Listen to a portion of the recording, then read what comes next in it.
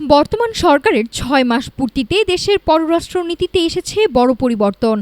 আগের নতজানু কূটনৈতিক অবস্থান থেকে বেরিয়ে এসে এখন সমতা ও ন্যায্যতার ভিত্তিতে আন্তর্জাতিক সম্পর্ক গড়ে তোলা হচ্ছে বলে জানিয়েছে সরকার। সোমবার সকালে প্রধানমন্ত্রীর তেজগাঁও কার্যালয়ে আয়োজিত এক সংবাদ সম্মেলনে এই সাফল্যের কথা তুলে ধরা হয়।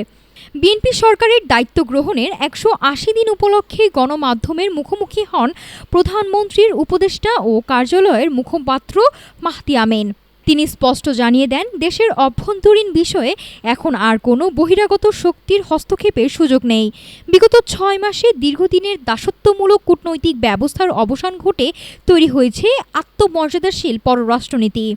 সংবাদ সম্মেলনে জানানো হয়, জনগণের প্রদত্ত সুযোগ আর আমূল পরিবর্তনের অঙ্গীকার নিয়ে কাজ করে যাচ্ছে সরকার। ভোটের কালি শুকানোর আগে নির্বাচনী ইশতেহার বাস্তবায়নের কাজ শুরু হয়েছে। এরই অংশ হিসেবে গণপরিবহনে যুক্ত হতে যাচ্ছে ২০০টি নতুন ইলেকট্রনিক বাস। পাশাপাশি সরকারি কর্মচারীদের নতুন পে স্কেল প্রণয়ন এবং অর্থনৈতিক সংস্কারের কাজ শেষ পর্যায়ে।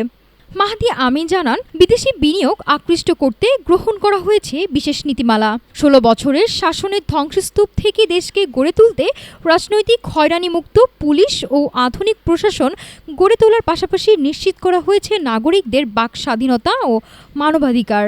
সংবাদ সম্মেলন থেকে সরকার তার ১৮০ দিনের কাজের অগ্রগতি যেমন তুলে ধরেছে, তেমনি প্রতিশ্রুতি দিয়েছে আগামী দিনগুলোতেও ইশতেহারের প্রতিটি শর্ত পূরণের। দীর্ঘদিনের জট ঠেলে অর্থনৈতিক পুনরুদ্ধার আর সমতার কূটনীতিতে এই পরিবর্তন বজায় রাখাটাই এখন সরকারের সামনে বড় চ্যালেঞ্জ। নাফিসা সামিয়া, ঢাকা টুডে।